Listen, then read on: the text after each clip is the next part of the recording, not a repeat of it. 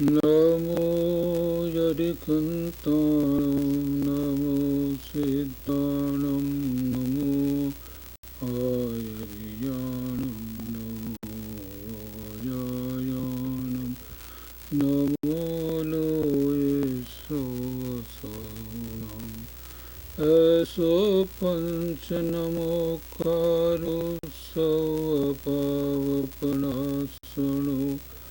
मंगलाणं च सर्वेशे परमं हवै मंगलम् अज्ञानतिमिरन्धानामज्ञानाञ्जनशलाकया नेत्रयोन्मिलितं येन तस्मै श्रीगुरुवे नमः।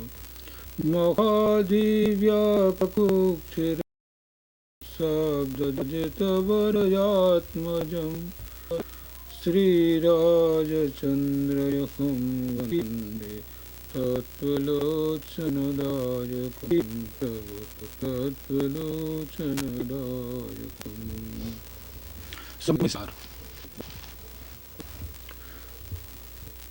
સમયસાર શાસ્ત્ર એ જૈન દર્શનની અંદર જીનરાજ કહેવામાં આવે છે કે આવો અદ્વૈત ગ્રંથ બીજો જૈન દર્શનમાં કોઈ છે નહીં.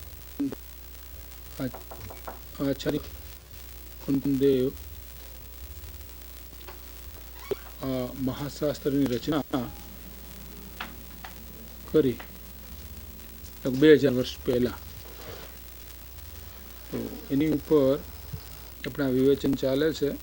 તો 31 ગાથા સુધી આપણે વિવેચન પૂરું કર્યું છે. 32મી ગાથા ની આપણે શરૂઆત કરીએ છીએ. આ આખો ગ્રંથ જે છે એ નિશ્ચય નહીં અપેક્ષાએ, એટલે કે આધ્યાત્મ અપેક્ષાએ આ ગ્રંથમાં દરેક વાત કરવામાં આવી છે. તો અહીંયા સ્તુતિની વાત ચાલે છે કે ભગવાનની સ્તુતિ કેવી રીતે થાય, ભગવાનનું સ્તવન કેવી રીતે થાય. તો ભગવાનના સ્તવન એના પ્રકારો છે. ભગવાનની સ્તવન કહો કે ભગવાનની ભક્તિ કહો. ભક્તિ જે છે, કૃપાળુદેવે ભક્તિ વિશે અને બધા સંતોએ ભક્તિ વિશે બહુ વાત કરેલી છે કે ભક્તિ છે એ સહેલામાં સહેલો માર્ગ છે અને એની અંદર પડવાના કોઈ સ્થાન નથી. જ્યારે જ્ઞાન માર્ગ છે અને જે ક્રિયા માર્ગ છે એની અંદર પડવાના સ્થાન પણ છે અને બીજા પણ થોડા એવા સ્થાનો છે કે જ્યાં અતિ પરિણામીપણું આદિ વાતો ત્યાં આવે છે. તો ભક્તિ માર્ગ એવો છે કે જે એમાં ક્યાંય પડવાના સ્થાને પણ નથી. કેમ કે ત્યાં ભક્તિ જ્યારે આપણે કરીએ છીએ ત્યારે જેની આપણે ભક્તિ કરીએ તેની પ્રત્યે આપણે પરમ પ્રેમ હોવો જોઈએ અને પ્રેમપૂર્વક આપણે ભક્તિ કરીએ છીએ. ભક્તિનું બીજું નામ છે પ્રેમ. વિનયપૂર્વક આપણે એમની પાસે જઈએ છીએ. કેમ કે જે કંઈ એમના છે ભગવાન તો પૂર્ણ છે, તો એમાં જે કંઈ ગુણો છે તે ગુણો આપણામાં આવે. જે કંઈ આપણામાં દોષો છે એ દોષોનું વિસર્જન થાય. એટલા માટે આપણે પ્રાર્થના કરીએ છીએ. પ્રાર્થના, ભક્તિ, સ્તવન આ બધા એકાર્થવાચક શબ્દો છે. ભક્તિ શૈલી છે કેમ કે અનંતકાળથી આપણે એક વાત શીખીને આવ્યા છીએ. રાગ કરવો એ કોઈને શીખવા જવો પડતો નથી. રાગ તો આપણે શીખીને આવ્યા છીએ. કેમ કે આપણે અનંતકાળથી છીએ ને તેમાં આપણે કામ કર્યું છે શું અનંતકાળથી. જ્યાં રાગ ન કરવો જોઈએ ત્યાં આપણે રાગ કર્યો છે. જ્યાં રાગ ન કરવો જોઈએ ને જે વસ્તુમાં આપણે રાગ કરવાથી માત્ર દુઃખની જ પ્રાપ્તિ થાય તે જે કંઈ જગતના પદાર્થો છે એ પદાર્થોમાં રાગ કર્યો છે અને એ રાગ અનંતકાળથી કર્યો છે એટલે એ રાગ આપણા માટે સહજ થઈ ગયો છે. બિલાડી કોઈ નિશાળે જ ભણવા જતી નથી કે એના બચ્ચાને એને કેવી રીતે પાળવું. બચ્ચાને બિલાડી હોય છે ને, એ બિલાડીના બચ્ચાને 2-3 ઠેકાણે બિલાડી ફેરવે ત્યારે એ મોટું થાય. એક ઠેકાણે મોટું ન થાય એટલે એક ઘરથી બીજે ઘરે ફેરવે ત્યારે એ પોતાનું બચ્ચું છે એને ખબર છે એટલે દાંતમાં એને તો બીજું કયું છે પકડવાનું સાધન. દાંતથી પકડી અને આમ જાળવીને પકડીને બીજે ઘરે લઈ જાય. એમ 3 ઘરે 4 ઘરે ફરે પછી એની આંખો ઉઘડે બચ્ચાની. એની પેલી એની આંખો ન ઉઘડે. હવે એને કોને શીખવું તો એનું બચ્ચું છે અને એને ઉંદર આવ્યો હોય તો એના મોઢામાં ઉંદર આવ્યો હોય તો કોને શીખવું એને કે ઉંદર ઉપર તારે દ્વેષ કરવો અને તારા બચ્ચા ઉપર તારે પ્રેમ કરવો, રાગ કરવો, કોને શીખવું એને? એ તો બધા આપણે શીખીને જ આવ્યા છીએ. એમાં કંઈ શીખવા પણ છે નહીં. કોઈ માને એમ શીખવવું પડે છે તારે તારા બચ્ચા ઉપર પ્રેમ કરવો? સીધી હોય ને આપણું રૂપડનું બચ્ચું આમ હોય પાંક્યું હોય તો એને ન ગમે, એનું કાળું ગમે.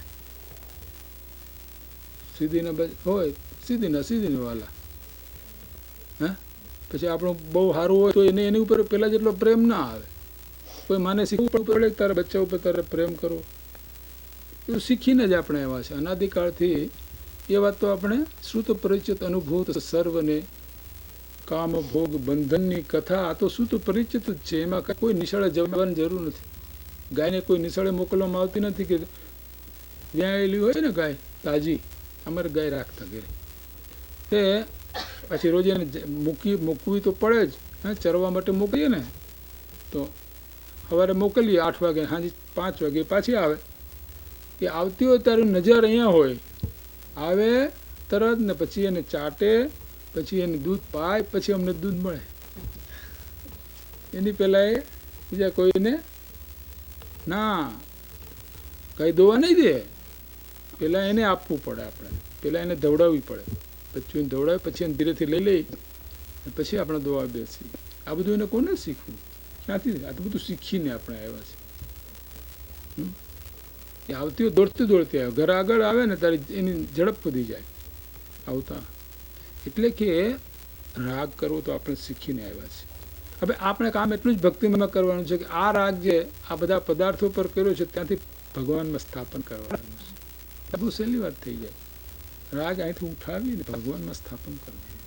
રાગ કેમ કે ભગવાન એક જ સુખનું નિધાન છે.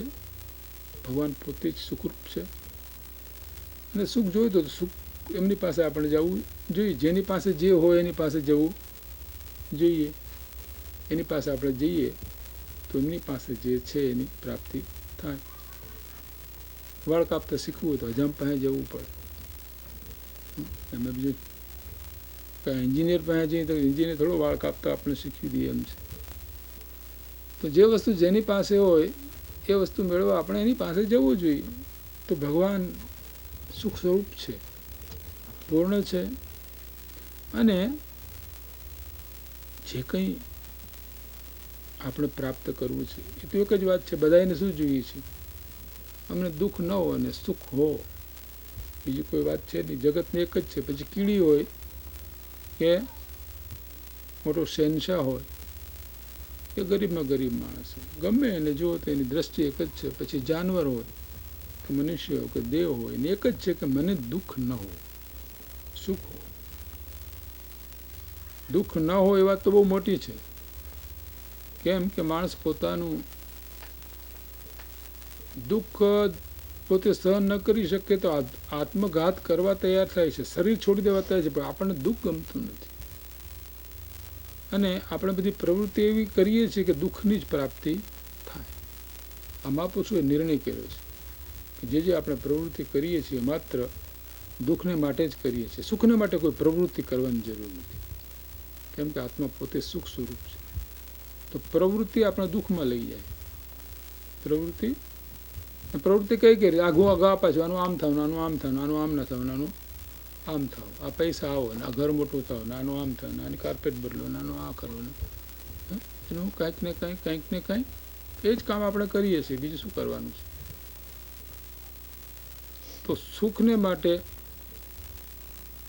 કોઈ ક્રિયાની જરૂર નથી. સમજવું થોડુંક મુશ્કેલ, મને ખબર છે. તો જ્ઞાની પુરુષો ને કોઈ કર્તવ્ય બાકી રહેવું નથી, કંઈ કરવાનું નથી. એ સમજે કે જગતમાં બધી ક્રિયાઓ એની કાળે થઈ જ રહી છે, એમાં કંઈ અઘાપછું થઈ શકે એમ છે જ નહીં. એમને આત્મદર્શનમાં એક નિર્ણય મોટામાં મોટો થઈ ગયો છે.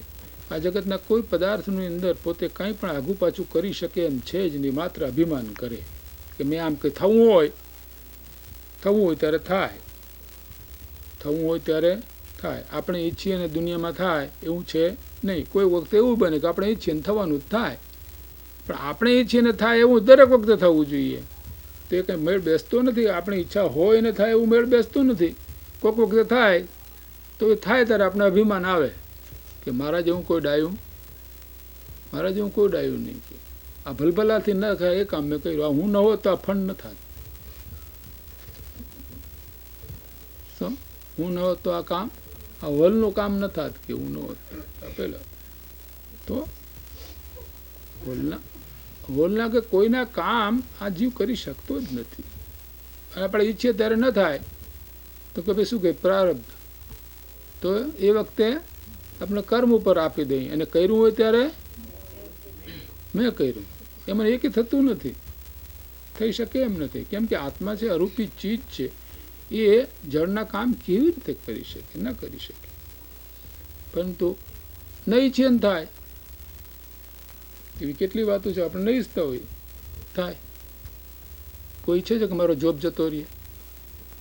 ઈચ્છે જ કોઈ? પણ છતાં આપણે જોઈએ છીએ કે હમણાં તો રોજના 2,000 છૂટા થતા જાય છે. કોઈ એવું ઈચ્છતું નથી. કોણ ઈચ્છે છે? આલાબામામાં હમણાં એમ જ થઈ ગયું છે ને બધું. આ પેટ્રોલ આ બધું થતાં હવે ત્યાં બધી વાતો ખળભળાટ. કોઈ ઈચ્છતું નથી. કોઈ દરિદ્રતા ઈચ્છતું નથી, કોઈ તાવ ઈચ્છતું નથી, છતાં કોઈ કેન્સર ઈચ્છતું નથી. છતાં અમેરિકામાં 20 લાખ કેન્સરવાળા અત્યારે છે. 15 થી 20 લાખ કેન્સર પીડાતા માણસો અત્યારે છે. તો ન ઈચ્છું થાય છે એનો અર્થ કે કોઈ ઈચ્છા આપણી ઈચ્છા પ્રમાણે થતું નથી. ઈચ્છા પ્રમાણે થતું બધું થાય. ભાઈ કેન્સર ના આવે બસ પતી ગયું, કાંઈ ન બને. શું બને? આ વાતો વારંવાર વિચાર કરીએ તો આ વાતો બેસે. હવે આપણે તો એ વાત ચાલે છે ભક્તિની, તો અહીંયા ભક્તિની વાત કરી કે રાગ, તો ભક્તિના 2 પ્રકાર. એક તો વ્યવહાર ભક્તિ અને એક નિશ્ચય ભક્તિ. વ્યવહાર ભક્તિ એનો અર્થ એવો કે આપણે ભગવાનને સમગ્ર રીતે સમર્પણ થઈ અને એમના ગુણગાન કરીએ. આપણા એમાં 9 પ્રકાર છે બધા પાછા. ભગવાનની ભક્તિના પ્રકારો છે. પ્રકારોમાં એક પ્રકાર આપણે આપણું કોઈ હોય તો ભગવાનના ગુણોનું સ્તવન આપણે કરીએ. કોઈ વખતે આપણા જે કંઈ દોષો હોય એનું નિવેદન કરીએ કે પ્રભુ હું તો મારામાં તો આટલા દોષો છે, બસ હું આપને શરણે આવ્યો છું, મારા દોષ ક્યારે જાય. એમના ગુણોનું આપણે ચિંતન કરીએ. કોઈ વખતે એવું પણ હોય કે એમનું જે સ્વરૂપ છે, આખું શરીર, ભગવાનનું શરીર તો દિવ્ય શરીર પણ એમનું દિવ્ય હોય. તીર્થંકરના શરીર બહુ દિવ્ય હોય તો એ દિવ્ય સ્વરૂપનું આપણે વર્ણન કરીએ. કેમ કે આપણે શરીર છે ને, શરીર ઉપર બહુ પ્રેમ છે, તો એમની દિવ્યતા, શરીરમાં પણ દિવ્યતા આપણે જોવાનો પુરુષાર્થ કરીએ. આ પ્રમાણે જે કંઈ સ્તવન થાય છે તો એ બધું પછી કંઈ ચિંતનરૂપ વગેરે કે ધ્યાનરૂપ, પછી કીર્તન, આપણે સ્તવન બધા સાથે બોલીએ. તો આ બધા ભક્તિના પ્રકારો છે. અને દર્શનમાં બીજી કેટલી ભક્તિના પ્રકારો આપણા છે. દાસ્ય ભક્તિને, સખ્ય ભક્તિને, પ્રેમ ભક્તિને. ટૂંકમાં એ બધાનો એક જ અર્થ છે કે પરિપૂર્ણ ભગવાન પ્રત્યે આપણે પ્રેમ હોવો જોઈએ, વિનયપૂર્વક એનો મહિમા આપણે હોવો જોઈએ. તો એ પ્રમાણે એક ભક્તિ છે. અને એક બીજી ભક્તિ છે નિશ્ચય ભક્તિ. એટલે નિશ્ચય એટલે સાચી, 100% સાચી. વ્યવહાર એટલે ખરેખર વ્યવહારથી સાચી, નિશ્ચયથી સાચી નહીં. નિશ્ચય ભક્તિ તો ત્યારે થાય કે જ્યારે આપણે પોતે આપણા આત્માનો અનુભવ કરીએ, જ્યારે આપણે આત્માનો સ્પર્શ કરીએ છીએ ત્યારે ભક્તિ અને નિશ્ચય ભક્તિ કહેવામાં આવે છે. કેમ કે ભક્ત એટલે જોડાવું, વિભક્ત એટલે જુદા પડવું, અને ભક્ત એટલે જોડાવું. જ્યારે આપણો ઉપયોગ કરતા આપણું મન જ્યારે આપણા સ્વરૂપમાં જોડાય ત્યારે ખરી ભક્તિ ચાલુ થાય છે. એ ચાલુ થઈ પછી બંધ થતી નથી. અને એ ભક્તિ આવ્યા પછી ભગવાનનો મહિમા આવે છે. કેમ કે પોતાનું જે શુદ્ધ સ્વરૂપ છે એનો અનુભવ થતાં ભગવાનનું કેવું સ્વરૂપ છે એનો આપણને ખ્યાલ આવે. આ તો બધી વાતો છે. બાકી જે વ્યવહાર ભક્તિ છે કર્યા વિના છૂટકો નથી. કેમ કે આપણી પાસે નિશ્ચય ભક્તિ છે ને, તો વ્યવહાર ભક્તિ પહેલાં હોય ને પછી એમાંથી નિશ્ચય ભક્તિ એટલે પરાભક્તિ થાય. ભક્તિ કરતાં કરતાં કરતાં કરતાં જ્યારે માત્ર એક આત્મા સિવાય પ્રભુ સિવાય કંઈ ન દેખાય લય, એવી લયતા આપણે આવે. પ્રભુ પ્રભુ લય લાગી નહીં, પડ્યો ને સદગુરુ પાય, એવી લય સતત, એ સિવાય આપણે કશું દેખાય જ નહીં. એવી જ્યારે આપણી અવસ્થા આવે તે વખતે પછી આપણું મન ભગવાનમાં જે તન્મય થતાં થતાં ત્યાંથી છૂટું પડીને અંતરમાં જોડાઈ જાય છે અને ત્યાં સાચી ભક્તિ ચાલુ થાય છે. આ ભક્તિનો પ્રકાર છે. એમ કે પછી વિચાર પણ બંધ થઈ જાય. ભગવાનના ગુણોનો વિચાર છે, એ વિચાર પણ આપણે બંધ થઈ જાય અને આપણું મન છે સ્વરૂપમાં ઢળી જાય. અને ત્યાં આ નિશ્ચય ભક્તિ એટલે સાચી ભક્તિ, પોતાના સ્વરૂપની ભક્તિ થાય એટલે એમાં એટલે એનો અનુભવ થાય. તો અનુભવ થતાં એનું મહાત્મ્ય આવે કે ઓહો, આ શાંતિ, આ ક્ષમતા, આ સુખ, આ ગુણો, અદ્ભુતતા, અને જેટલું જેટલું અંદર ડીપ જાય એમ અદ્ભુતતા એની ભગવાનની અંદર. એટલે કે એનું વર્ણન કોઈ કરી ન શકે. આત્માનુભવ થયા પછી જેમ જેમ ઊંડા જાય એનું કોઈ વર્ણન કરી શકે એમ. જે પદ દીઠું સર્વજ્ઞ જ્ઞાનમાં કહી શકાની તે શ્રી ભગવાન જો. એ વાણીનો વિષય નથી, પણ વાણીમાં આવે એટલી વાત તો કરવામાં આવે છે. પણ એવી કેટલી બધી વાતો છે કે જે વાણી ત્યાં પહોંચતી નથી, એ માત્ર અનુભવ જ પહોંચે છે. એ અનુભવ થાય ત્યારે ભગવાનના મહિમાની ખબર પડે છે. ત્યાં સુધી તો ભગવાનના મહિમાની ખબર. એટલે વેદોએ આત્માનું વર્ણન કર્યું. 1008 નામ, આપણામાં 1008 નામ છે ભગવાનને. 1008, એ લોકોમાં 1008 નામ છે. એમ વર્ણન કરતાં કરતાં કરતાં કરતાં પછી ઋષિ મુનિઓએ કહ્યું કે ન ઇતિ, એ નહીં. એથી કંઈક વિશેષ, એથી કંઈક વિશેષ છે, એથી કંઈક વિશેષ છે જે કંઈ શબ્દમાં આવી શકે નહીં. એટલે એના મગર ન ઇતિ, એ નહીં, એથી કંઈ પાર, એથી કંઈક પાર. એ માત્ર અનુભવનો વિષય છે. તો અહીંયા નિશ્ચય ભક્તિની વાત કરી. કેમ કે આ નિશ્ચય ગ્રંથ છે, આ નિશ્ચય પ્રધાન ગ્રંથ છે. આ નિશ્ચય પ્રધાન ગ્રંથ છે. એમાં માત્ર આત્મા સંબંધીની વિશેષતાથી વાત કરી હોય તો આપણે એક ભક્તિ પૂરી કરી. એટલે કે અહીંયા પ્રથમમાં પ્રથમ 31 ગાથામાં એ વાત કરવામાં આવી કે જ્યારે આપણે આત્માનો સ્પર્શ કરીએ છીએ એટલે કે જે તે વખતે જે ભક્તિ થાય છે એની આપણે વાત કરી લીધી 31મી ગાથામાં. હવે પછી 32મી ગાથામાં આવે છે એક થોડીક એનાથી વિશેષ. કેમ કે અનુભવ થયો પછી એમાં બે પ્રકાર પડે છે. એક અવ્યક્ત અનુભવ ચાલુ ને ચાલુ રહે છે, પણ એક વ્યક્ત અનુભવ છે એ રહેતો નથી. વ્યક્ત એટલે કે ઉપયોગ, સતત મન ત્યાં ને ત્યાં રહીએ એ વ્યક્ત કહેવાય. ત્યાં ને ત્યાં, એ સિવાય બીજું મનમાં કોઈ વિચાર કે આ નહીં, જગતના કામો આ થાય નહીં. જેમ દાખલા તરીકે હવે મારા પગની અંદર સખત દુખાવો હોય, ચાલો સોજી ગયો, માનો સોજી ગયો, સખત દુખાવો હોય, પછી હું તમારી અરે વાત કરતો જાઉં, અગર તો વાંચતો હોઉં તો મારું મન અહીંયા છે, પણ આનું જે દુઃખ છે એ મને ચાલુ છે, હું ભોગવી જ રહ્યો છું. એક સેકન્ડ આ દુઃખ બંધ નથી થતું. મારું મન ત્યાં નથી, મારું મન તો પુસ્તકમાં છે, અગર તમારી સાથે વાતમાં છે, અગર તો કોઈ બીજે સ્થળે છે, પણ છતાં આનું વેદન ચાલુ છે. આ અવ્યક્ત કહેવાય. ચાલુ ને ચાલુ, આપણું મન ત્યાં છે નહીં. તો જ્ઞાનીને અવ્યક્ત વેદન ચાલુ ને ચાલુ છે, પરંતુ જે વ્યક્ત આપણું મન છે એ મન આત્મામાં જોડાયેલું નથી.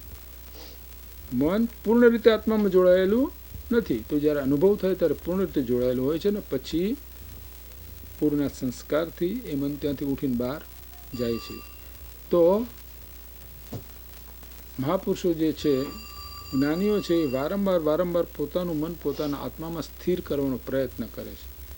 તો અહીંયા હવે સ્થિર થયે ભક્તિ કેવી થાય એની વાત કરી છે. આ બીજો પ્રકાર હવે એમ કહે છે. બીજો અને ત્રીજો બંને પ્રકાર છે. તો કહે છે કે ચિત્ત મોહ જ્ઞાન સ્વભાવથી જે અધિક જાણે આત્મને પરમાર્થના વિજ્ઞાયકો તે સાધુ જિત મોહી કરે કહે. આ 32મી ગાથા છે કે જે મુનિ મોહને જીતીને પોતાના આત્માને જ્ઞાન સ્વભાવ વડે અન્ય દ્રવ્યો ભાવથી અધિક જાણે છે તે મુનિને પરમાર્થના જાણનારાઓ જીત મોહ કહે છે. અહીંયા મોહ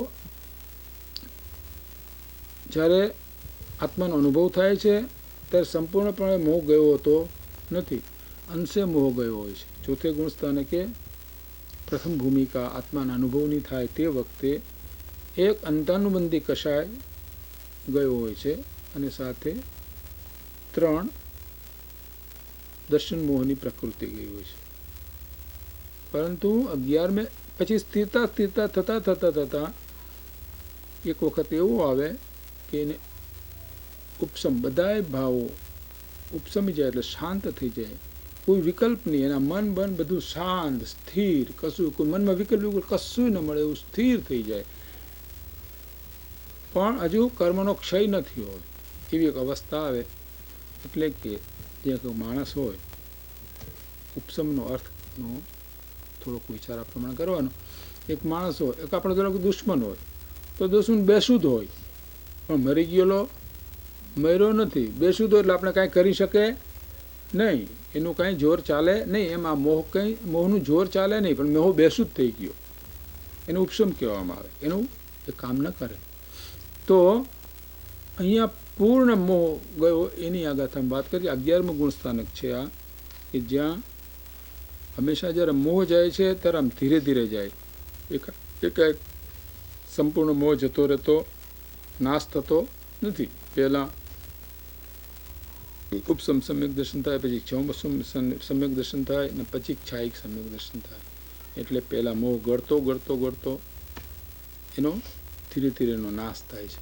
તો અહીંયા એક બીજી આગાથામાં એવી અવસ્થા બતાવી છે કે જેમાં સંપૂર્ણ મોહ જતો રહ્યો છે, એટલે પૂર્ણ એક અવસ્થા પ્રગટ થઈ છે. પરંતુ એ આંખ બંધ કરીને ઉઘાડી એટલો વખત રહે છે, એથી વધારે રહેતી, અંતર્મુખથી એ અવસ્થા વધારે રહેતી નથી. એટલે પાછું એ નીચે આવ્યા વિના રહે નહીં. તો અહીં એ જાતની કરી છે ને. હવે ત્યાર પછીની 33મી ગાથાની અંદર એમ કહ્યું છે કે આ અવસ્થા છે એમાં સમગ્ર કર્મનો, પહેલાંમાં શું કે દુશ્મન બેસુદ થયેલો હતો, હવે દુશ્મનનું મરણ થયું એટલે કર્મનો નાશ થઈ ગયો. આ 33મી ગાથામાં કર્મનો નાશ, એક વખત નાશ થયો પછી પતી ગયું, પછી કંઈ આપણે કરવા પણ રહેતું નથી. પણ જ્યાં સુધી બેસુદ થયો છે ત્યાં સુધી ગમે ત્યારે બેસુદ છે ગમે ત્યારે ઊભો થઈ શકે. સર્વથા કર્મનો નાશ નથી થયો. ઉપશમનો અર્થ શું છે કે બેસુદ થઈ ગયો, એટલે એનું જોર કોઈ ચાલતું નથી, જોર આપણું ચાલે છે અત્યારે, પણ સર્વથા નાશ નથી થયો. અને જ્યાં સુધી સર્વથા નાશ ન થયો હોય, દાખલા તરીકે કિલ્લો આપણે બનાવી દઈએ. લોકો પેલા વખતમાં દરેક શહેરમાં કિલ્લાઓ હતા ને, આ પાલનપુરમાં આજુબાજુ મોટો કિલ્લો, તો કિલ્લો બનાવ્યો એટલે શું કે દુશ્મન અંદર પેસી નહીં શકે. પણ દુશ્મન મરી થોડો ગયો છે, મરી ગયો નથી, પણ અત્યારે કિલ્લો કર્યો એટલે અંદર આવી શકતો નથી, એટલું જ. એમ અહીંયા પણ દુશ્મન એની અસર પહોંચાડી શકતું નથી આપણને. તો હવે ત્રીજી જે ગાથા છે એની અંદર પૂર્ણ મોહનો ક્ષય થાય છે 12મે ગુણસ્થાનકે, એટલે પૂર્ણ પરમેશ્વર થાય છે. જીવ છે પૂર્ણ પરમેશ્વર થઈ શકે છે. કેમ કે પરમાત્મા બીજા દર્શનની અંદર પરમાત્માનો અંશ કહેવાય, પણ પરમાત્માનો અંશ પરમાત્મા જેવો હોય તો અંશ કહેવાય કે એમને એમ કહેવાય અંશ? જે વસ્તુ જે હોય પછી એને આપણે જૈન દર્શન પ્રમાણે વાત કરી કે ભાઈ બધા જીવો સરખા છે અને બધા જીવો પણ પરમ સ્વરૂપને પ્રાપ્ત કરી શકે છે. ત્યાં એમ કે બધા આત્માના અંશો છે, એક પરમ તત્વ છે અને બધા પરમ તત્વના અંશ છે. પણ એનો અર્થ શું થયો? પરમ તત્વ જેવા જ અંશ કોને કહીએ આપણે? અંશ કોને કહીએ? એક મણેક દૂધ હોય ને એમાંથી એક ગ્લાસ દૂધ લઈએ આપણે, તો જેટલા ગુણો મણેક દૂધમાં છે એટલા ગુણો એક ગ્લાસ દૂધમાં હોય. એ દૂધમાં આ દૂધમાં કંઈ ફરક હોતો નથી. એટલે કે ત્યાં દરેકે દર્શને આ સ્વીકાર કર્યો છે કે દરેક પ્રભુમય થઈ શકે એમ છે, પ્રભુ રૂપ થઈ શકે, મય કહો કે રૂપ કહો થઈ શકે એમ. તો અહીંયા આ 33 ગાથામાં કહે છે કે જીત મોહ સાધુ તણો વળી ક્ષય મોહ જ્યારે થાય છે નિશ્ચય વિદો થકી તે અને ક્ષીણ મોહ નામ કથાય છે. તો આ સાચી નિશ્ચય ભક્તિ ક્યારે થાય કે તમે તમારા આપણા સ્વરૂપમાં આપણે સ્થિર થઈએ ત્યારે. તો અહીં ભક્તિનો આ પ્રકાર બતાવ્યો છે. તો આ ત્રીજી ભક્તિ કઈ એટલે કે પૂર્ણ ભક્તિ, આને પૂર્ણ ભક્તિ કહેવામાં આવે છે. કે હવે એમાંથી કોઈ દિવસ એનું મન બહાર જશે જ નહીં, એને એક વિકલ્પ પણ આવશે જ નહીં, એક વિચાર પણ એને આવશે નહીં, અને પોતાના સ્વરૂપમાં આત્મામાં સ્થિર થશે. તો 33મી ગાથાની અંદર જ્યારે એને મોહ અને ક્ષીણથી સત્તામાંથી નાશ થાય છે. પહેલામાં સત્તામાં હતો, આપણા કર્મો સત્તામાં હોય. સત્તામાં હોય એટલે વર્તમાનમાં એનો ઉદય ન હોય, પણ પડ્યું હોય. જેમ આપણે દેવું હોય તો કે ભાઈ 12 મહિના પછી તારે હપ્તા ભરવાના છે, તો 12 મહિના સુધી કાંઈ ભરવા કરવાનું નથી. પણ 12 મહિના થાય એટલે ચાલુ થાય. એમ આપણા કર્મો પણ જ્યારે હપ્તો ભરવાનો આવે ત્યારથી ઉદયમાં એવા કહેવાય. હપ્તો ભરવાનો આવે ને, આપણે કહે છે કે 12 મહિના સુધી તમારે કાંઈ પૈસા, અહીં એડવર્ટાઇઝમેન્ટ આવ્યા કરે છે, 4 મહિના સુધી કાંઈ કરો, એકે પૈસો આપવાનો નથી, પછી 5 મહિના પછી અમે પૈસા ચાલુ કરશું. એનો અર્થ શું થયું? દેવું તો છે જ. પેલો એમ કે આપણે શું પૈસા ક્યાં ભરવાના છે, પણ 5 મહિના પછી તારે ચાલુ થાય દેવું. એમ કર્મો એના જેવા છે. કર્મો અબધાકાળ કહે છે એને, કે બાંધવું આજે તો આજના જ ઉદયમાં આવ્યા નહીં. કર્મ ઉદય આજને આજે આવે એવું નહીં. એ જેટલું તીવ્રતાથી બાંધવું હોય એટલો કાળ થોડોક લાંબો આવે. ધારો કે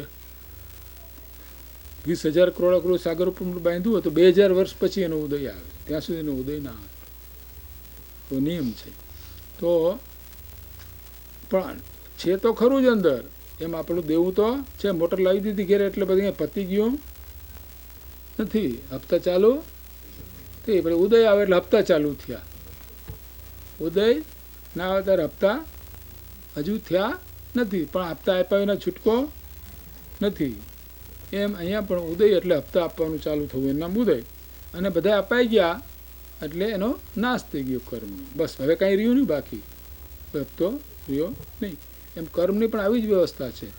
પહેલાં સત્તામાં હોય, પછી ઉદયમાં આવે, અને પછી એનો સર્વથા પૂરા થાય એટલે નાશ થાય. હપ્તા ભરાઈ ગયા, ચૂકવાઈ ગયા. તો અહીંયા આ 33મી ગાથામાં ભક્તિની એ વાત કરી કે હવે પૂર્ણ રીતે એ પરમેશ્વર થયો, એટલે હવે રાગ દ્વેષ રહિત થયો, ક્ષીણમોહ થયો. એનો મોહ સમગ્ર રીતે ક્ષીણ થઈ ગયા. એટલે 12મું ગુણસ્થાન એને પ્રાપ્ત થયું. એને 12મું ગુણસ્થાન પ્રાપ્ત જેને થાય એને આંખ બંધ કરીને ઉગાડી ત્યારે 13મું ગુણસ્થાન પણ પ્રાપ્ત થાય. એટલે પૂર્ણ પરમેશ્વર થઈ ગયો છે. શરીર સાથે છે, હજુ શરીર સહિત. આ તો શરીર સહિતની વાત છે. પરમેશ્વર પદ શરીર સહિત છે. તીર્થંકરો અને જે કેવડીઓ થયા એ બધા શરીર સહિત છે. પછી જ્યારે એમનું આયુષ્ય પૂરું થાય એ દેહનું, પછી એ શરીર રહિત સિદ્ધ થાય. તો બધા દર્શનોમાં આ વાત કરી છે. તો આમાં તો શબ્દો થોડાક શબ્દમાં ફેર હોય, બીજો કંઈ એમાં ફેર હોય નહીં. શબ્દમાં થોડોક ફેર હોય, બીજો ફેર કંઈ એમાં હોય નહીં. અગર તો કોઈ નાની અવસ્થા હોય એને પણ મોટી માની લઈએ, એવું થોડા ઘણો ફેરો હોય. બધા એવા થોડા ફેર હોય. તો એને જીવન મુક્ત અને દેહ મુક્ત, વિદેહ મુક્ત એવી બે વાતો ત્યાં એમ કહેવામાં આવી છે. તો આ પ્રમાણે આ 33 ગાથાની અંદર આ ભક્તિ ક્યારે થઈ? તો આ ભક્તિ અહીંયાથી ત્યારે કહેવાય ભક્તિ. ત્યાં સુધી તો પેલી ભક્તિ છે આ ભક્તિ માટે છે. આ ભક્તિ પ્રાપ્ત નથી હોય ત્યાં સુધી સાચી ભક્તિ આપણે પ્રાપ્ત થતી નથી. પોતાના સ્વરૂપમાં સદાને માટે જોડાઈ રહેવું એ પૂર્ણ ભક્તિ છે. તો અહીંયા એ ભક્તિની વાત 33 ગાથામાં એમને કરી લીધી. હવે આપણા 34મી ગાથા, આપણે 34મી ગાથાનો વિચાર હવે કરીએ છીએ.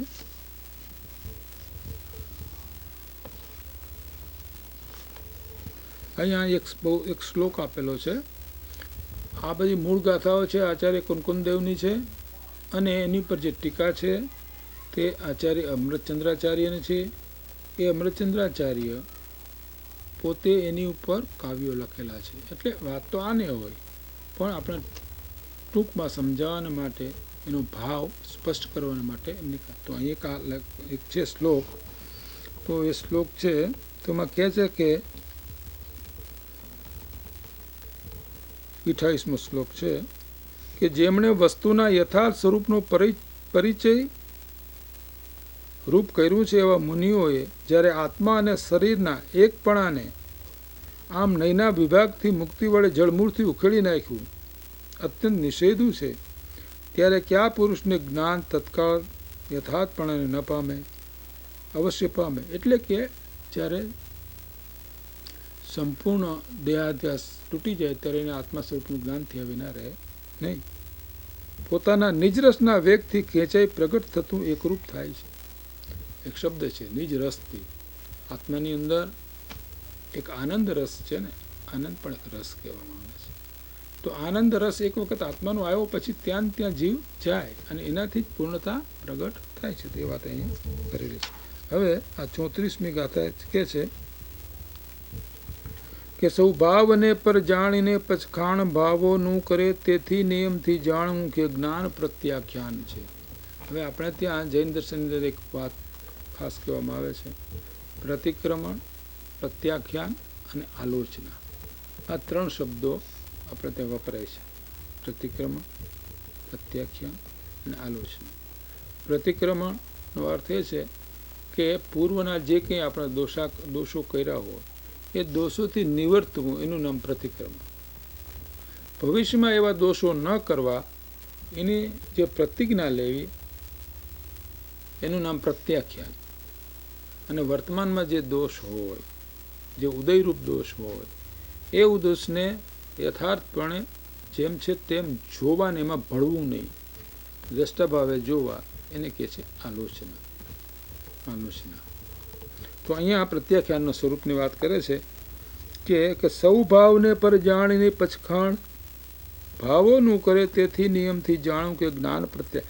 જેથી પોતાના સિવાય સર્વ પદાર્થો પર છે એમ જાણીને પ્રત્યાખ્યાન કરે છે, ત્યાગે છે.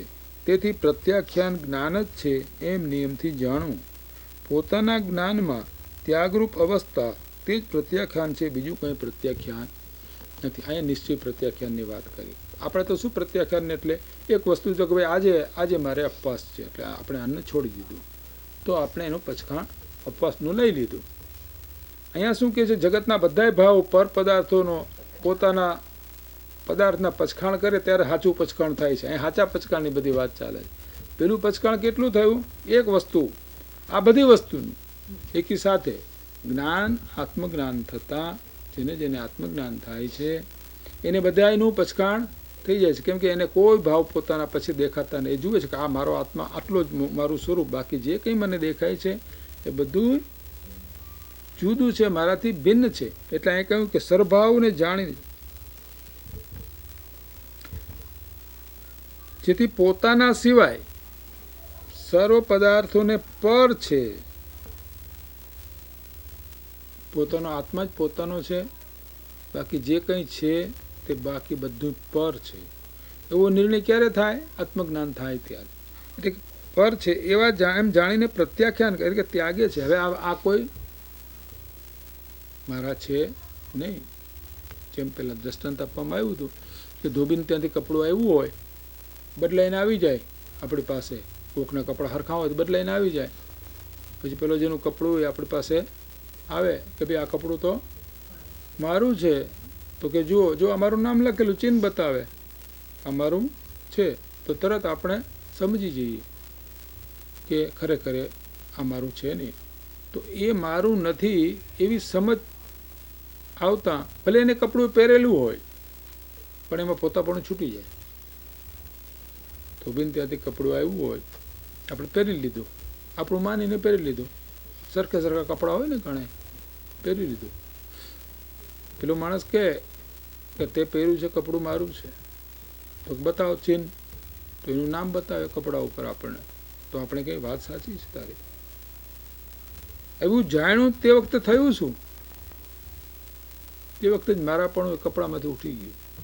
એમ જ્યારે આત્માને આપણે યથાર્થ આ મારું સ્વરૂપ છે, હું તો આ જ છું એવું જાણ્યું, એટલે આ શરીર, મન, વાણી, જગતના પદાર્થો એ બધામાંથી પોતાનું મન ઉઠી ગયું અને પછખાણ થઈ ગયા.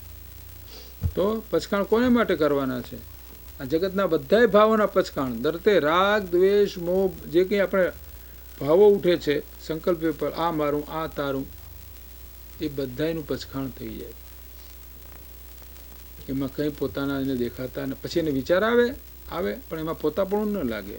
એને પોતાપણું લાગે નહીં, અમારે ત્યાં પાલનપુરમાં એક માણસ આવેલા ભાઈ છે, તે બર્મામાં રહેતા હતા, કપૂરચંદભાઈ કરીને હતા. તે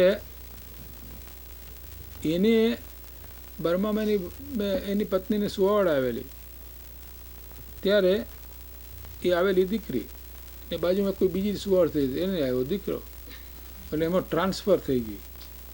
આ લોકોને કપૂરચંદભાઈને ખબર નહીં કે આ બધી ટ્રાન્સફર થઈ છે ને આ છોકરો આમ. એક વાર એક દિવસના છોકરાને શું ખબર પડે આપણે આવી ગયું ત્યાં.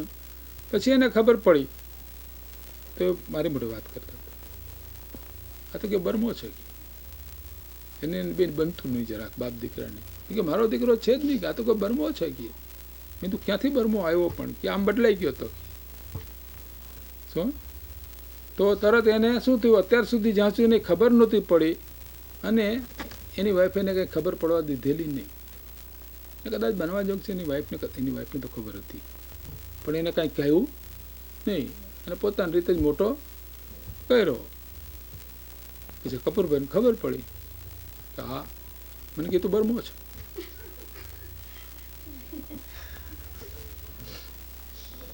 હા, હકીકત તમને કહું છું. તો એ ખબર પડી તે દિવસથી એને જે પોતાપણાનો ભાવ હતો એ બધો પૂરો થઈ ગયો. હવે એને મારા પણ લાગ્યું ને, અત્યાર સુધી મારો જ કરતો હતો, કેમ કે એક જ છોકરો એને અત્યાર સુધી દીકરી હતી, દીકરો નહોતો.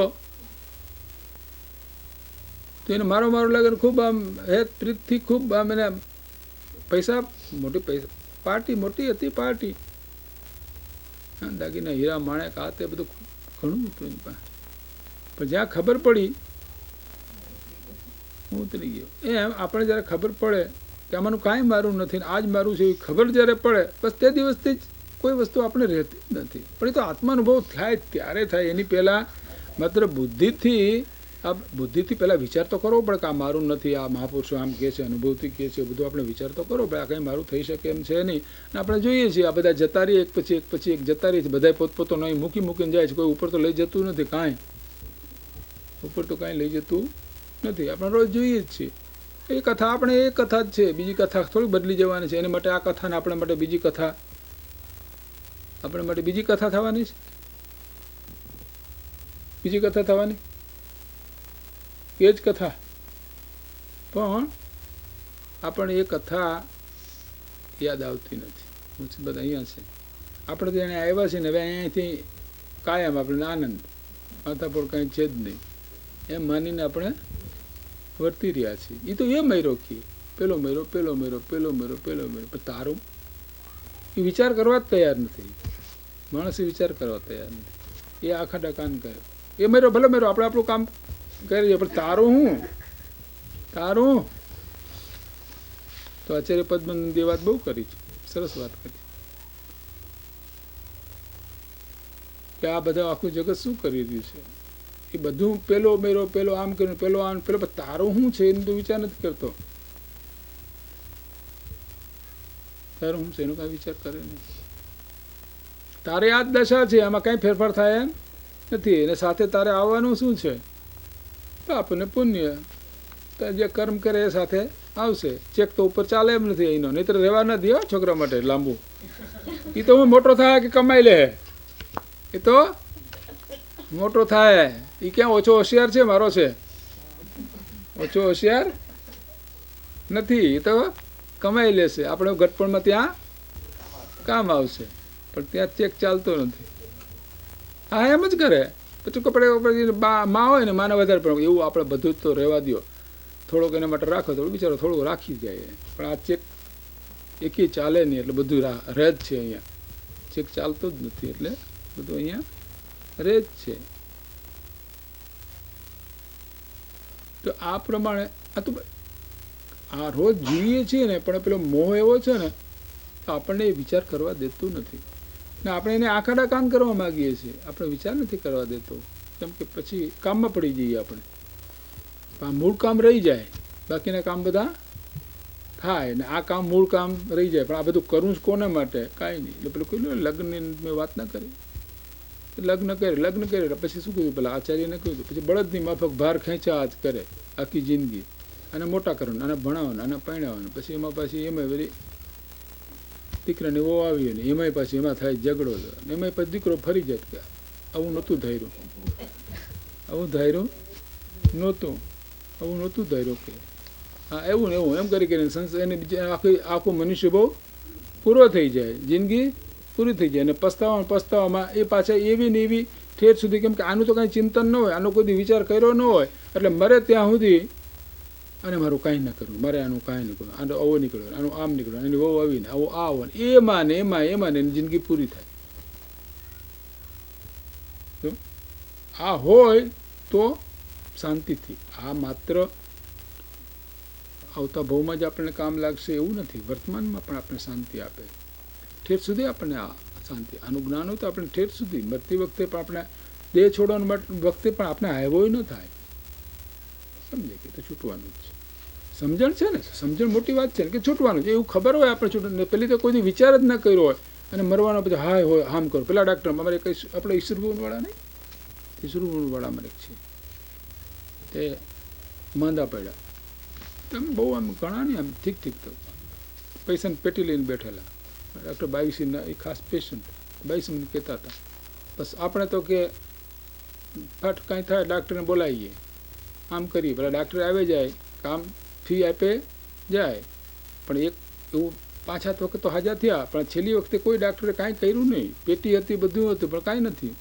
એને એમ કે આપણે પાસે પૈસા ઘણા છે એટલે વાંધા જેવું, એના મનમાં શું થઈ ગયેલું કે આપણે હું પૈસા છે ને ગમે ડાક્ટરને બોલાવશું, અમદાવાદથી બોલાવશું, મુંબઈથી બોલાવશું, આપણે અરે મુંબઈવાળો પોતે મરવાનો છે એનું શું, હવે એ વાત તો કહીને ભૂલી ગયો, એ મુંબઈવાળો ડાક્ટરે મરવાનો છે એ વાત ભૂલી ગયો.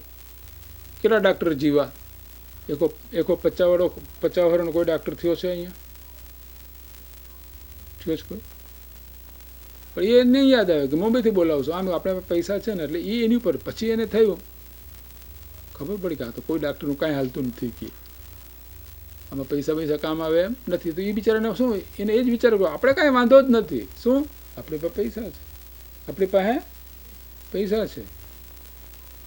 પણ પછી તો ઇટ વોઝ ટુ લેટ, ઘણું મોડું થઈ ગયું હતું. પછી એ ગભરાઈ જાય ને માણસ, કેમ કે આવું તો કોઈ દિને વિચાર્યું હોય તો માણસ ગભરાય નહીં, પણ એને કોઈ એવું વિચારેલું જ નહીં, એને એ જ વિચારેલું કે આપણે કાંઈ વાંધો નથી, પૈસા છે ને. પછી ડાક્ટર કે પછી એની પત્ની હોય તો કે ભાઈ બધા ડાક્ટરે હાથ ધોઈ નાખ્યા, બધા ડાક્ટરને બોલાવ્યા, બધા ડાક્ટરે હાથ ધોઈ નાખ્યા. હવે આને કેન્સર એટલું બધું થઈ ગયું છે લીવરનું કે હવે આમાં કાંઈ બચી શકે એવું છે નહીં, બધા ડાક્ટરે હાથ ધોઈ નાખ્યા. અને એની પહેલાંને ખબર પડી જાય, પછી ધીરે ધીરે ખબર તો પડે ને, વધતું જાય એટલે ખબર પડે, પછી શું કરે, પછી પૈસાની પેટી સામે જોઈએ તો શું થાય. પણ પહેલેથી વિચાર કર્યો હોતે, પેલા પૈસાથી જીવતા હોય તો કાંઈ કોઈ રાજા કોઈ અકબર બકબર કોઈ મળત નહીં, હા સિકંદર બિકંદર કોઈ મળત, હા પૈસાવાળા જો જીવી જતા હતા તો કોઈ પૈસાવાળો મળત જ નહીં. કોઈ આપણે વિચાર જ કરતા નથી, નહીં તો એ વાત કરે છે કોઈ વિચાર કરતા જ નથી, વિચાર નથી કરતા, એનું પરિણામ શું આવે છે, પાછળથી આપણે બહુ દુઃખી થઈ જઈએ છીએ. અને દુઃખમાં આપણે આર્થ ધ્યાન થાય છે, જેવું આપણું છેલ્લી વખતે જેવી આપણી મતિ હોય એ પ્રમાણે આપણી ગતિ હોય. ગતિ કેવી થાય, તમારી છેલ્લી મતિ હોય પણ પહેલેથી કોક દાડો ભગવાનનું નામ લીધું હોય તો છેલ્લી વખતે યાદ આવે, છેલ્લી વખતે ભગવાન ના યાદ આવે, કેમ કે તો દુઃખમાં મૂંઝાઈ જાય આપણે, તીવ્ર દુઃખ હોય. હા જગતની અંદર 3 દુઃખ, જન્મનું અને મરણનું અને વૃદ્ધાવસ્થાના દુઃખો એ મોટા ગણવામાં આવ્યા છે. મરણનું દુઃખ બહુ મોટું છે, એ તો ઘેરાઈ ગયું બિચારો દુઃખમાં. પછી એને એવું કીધું સારા જીવો જે આનું ચિંતન કરે છે એ તીવ્રમાં એ ભૂલી જાય છે, તો આને કોઈ દી ભગવાનનું નામ લીધું ન હોય ને છેલ્લે ભગવાનનું નામ યાદ આવતું હશે. સારા જીવોને પણ તકલીફ પડે છે તો આને શું યાદ આવે, અને પછી બિચારો એમને હાય હોય કરતો જાય ક્યાં કૂતરામાં, હાય હોય કરતો મરે એ કૂતરામાં જાય, બિલાડામાં કૂતરામાં જાનવરમાં એમાં જ જાય. કેમ? અર્થ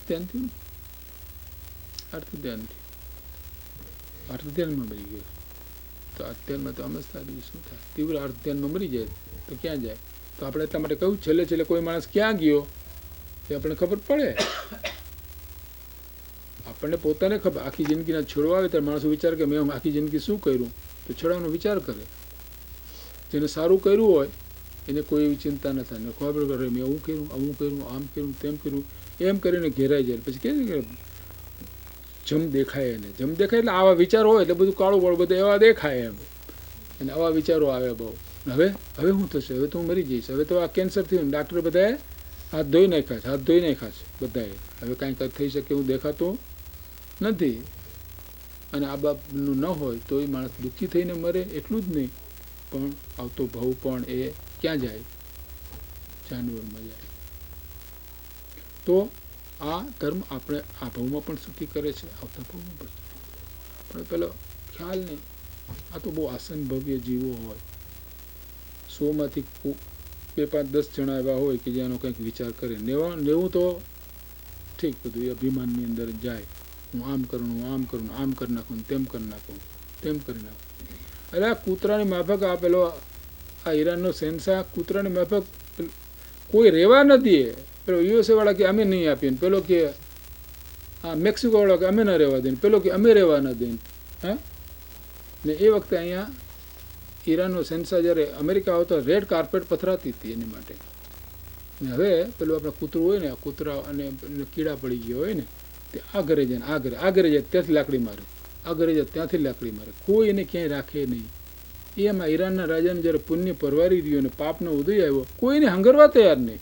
તે માનવા વળી પેલા ઇજિપ્ત વડે મરવા દીધો. ત્યાં મરી તો ગયો બિચારો, પણ ઇજિપ્ત વડે કે તો અહીંયા રહેજે, અહીંયા પુણ્ય પરવારે ત્યારે અહીં રેડ કાર્પેટ પર થતા. આ કે અમે તને ના રાખીએ. મેક્સિકો કે વાળા કે અમે ના રાખીએ, પેલો કે અમે ના રાખીએ, પેલો કોઈ એને રાખવા તૈયાર નહીં. જુઓ ને, હા, જેને સલામો કરતા હતા ને જેને રેડ કાર્પેટો પથરાતી હતા, અહીં બેન્ડ વાગતા હતા એના માનમાં. આવા આ માર્કોસ જો ને, પેલો કે અમે અહીં ના રહેવા દઈએ, પેલો કે અમે અહીં રહેવા દઈએ, પેલો કે અહીં ના રહેવા દઈએ, પેલો સ્પેન વાળો કે હું ના રહેવા દઉં, પેલો અહીં રહે. કૂતરાની માફક આમથી આમ બિચારો પુણ્ય પરવારે ત્યારે કોનું ચાલે છે? એક વખતે માર્કોસ કેવો હતો ને હવે મિયાની મીંદડી, આપણે કહે ને મિયાની બિલાડી જેવો થઈ ગયો બિચારો. મિયાની મીંદડી એમ બોલે કરે નહીં, ચૂપચાપ. તો આ તો બધા પુણ્યના ઠાઠ છે, જગતના પદાર્થો છે, બધા પુણ્ય પરવાર. એટલે કોઈ સ્ટેલિનનું મળદું ખોદીને કાઢ્યું લોકોએ. એ સ્ટેલિન રશિયાની અંદર ચેટલીનું મળદું કાઢ્યું. આ બધી વાતો આપણે વિચાર કરીએ તો એને લાગુ પડે, આપણને લાગુ પડે, એને લાગુ પડે, આપણને લાગુ પડે. પણ આ તો અભિમાનની અંદર વિચાર જ નહોતો.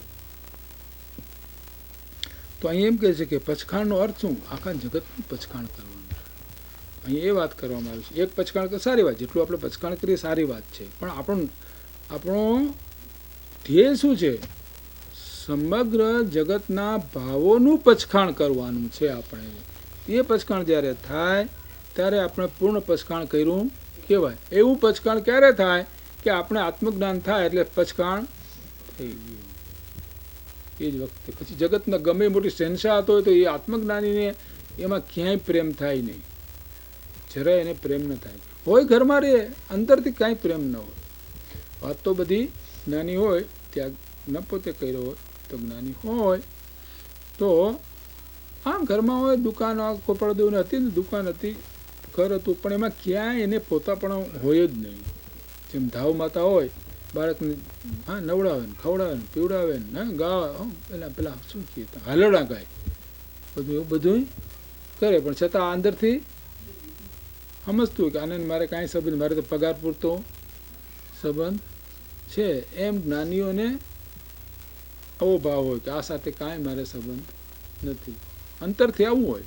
વ્યવહારમાં તો બધું વર્તે જેમ વર્તતા હોય. તો આ વાત આવે ક્યારે? માત્ર બુદ્ધિપૂર્વકથી નથી આવતી. બુદ્ધિપૂર્વક આપણે પહેલાં વિચાર તો કરવો જ પડે. વિચાર તો પહેલાં બુદ્ધિથી જ થાય ને, નક્કી તો પહેલાં બુદ્ધિપૂર્વક કરવું પડે.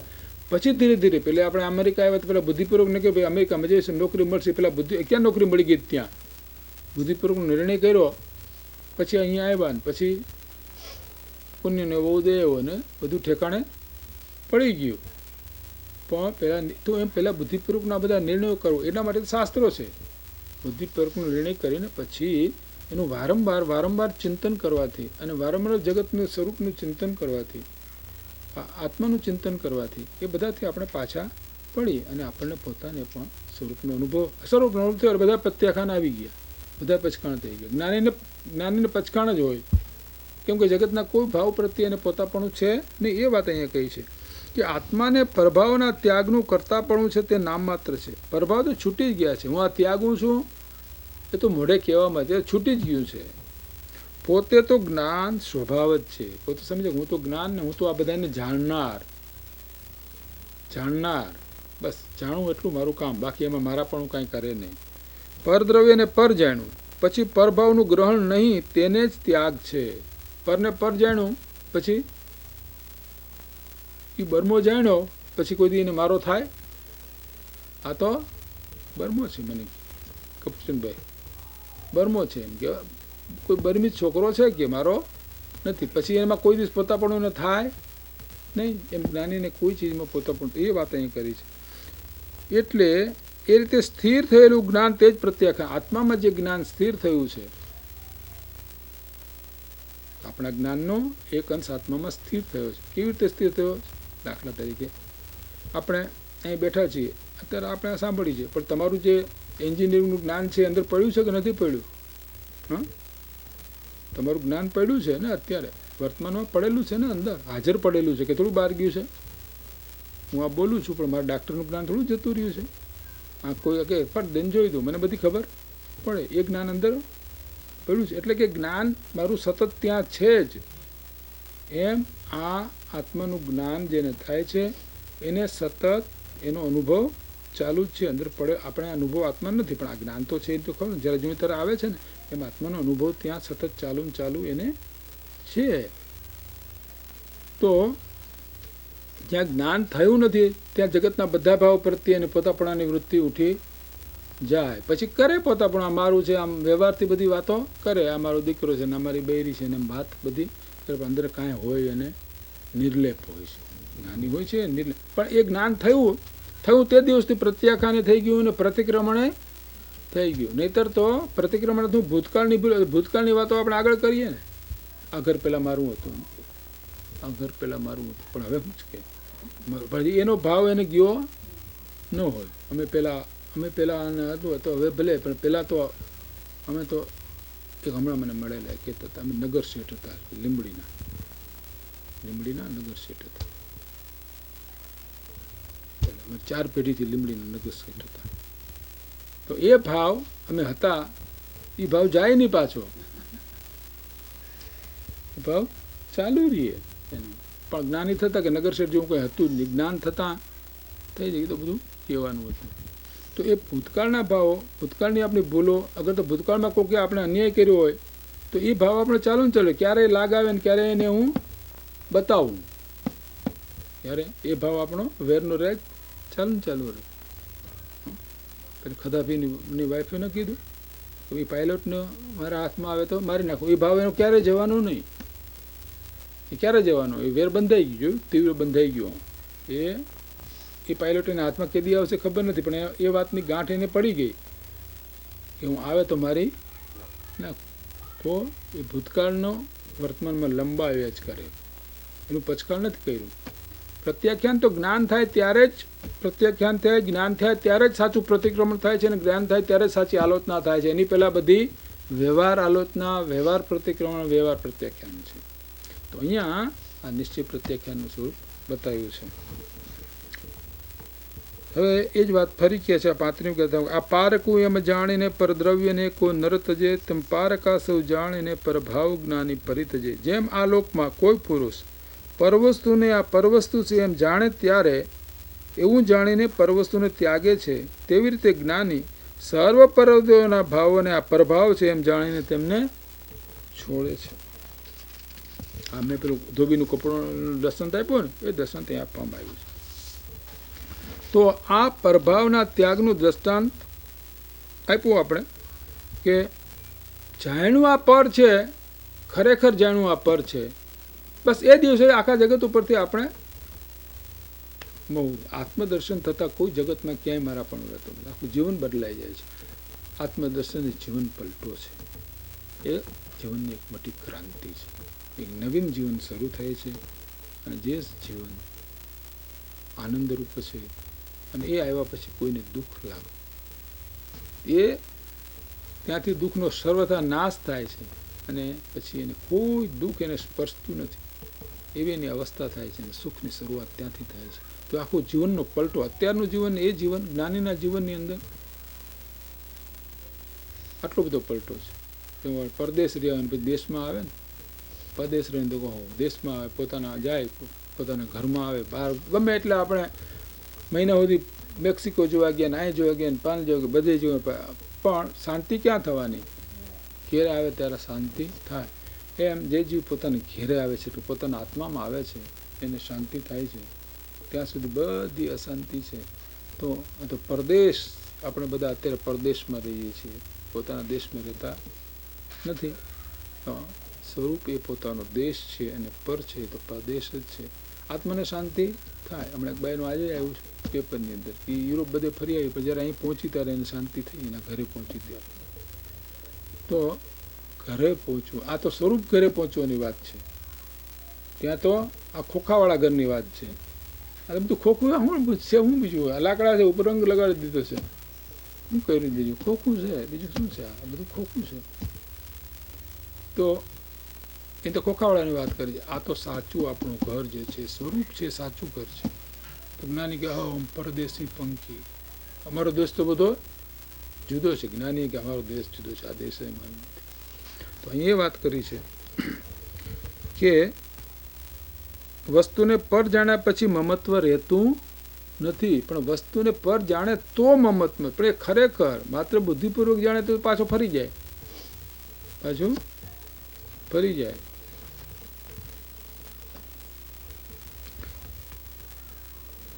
તો હવે આના પછી આપણે અહીંયા આ 35 ગાથા પૂરી કરી અને આની અંદર ત્યાગની વાત આપણે કરી. તો એ જે જ્ઞાન થાય ત્યારે જ એ વાત આગળ આવે છે, મોક્ષ અધિકાર આવે છે, એની અંદર વાત આવી જ જાય છે કે જ્ઞાન થાય ત્યારે પ્રત્યાખ્યાની થઈ જાય છે. જ્ઞાન થાય ત્યારે એક જ સમયે આલોચના પણ થઈ જાય છે અને પ્રતિક્રમણ પણ થઈ જાય છે.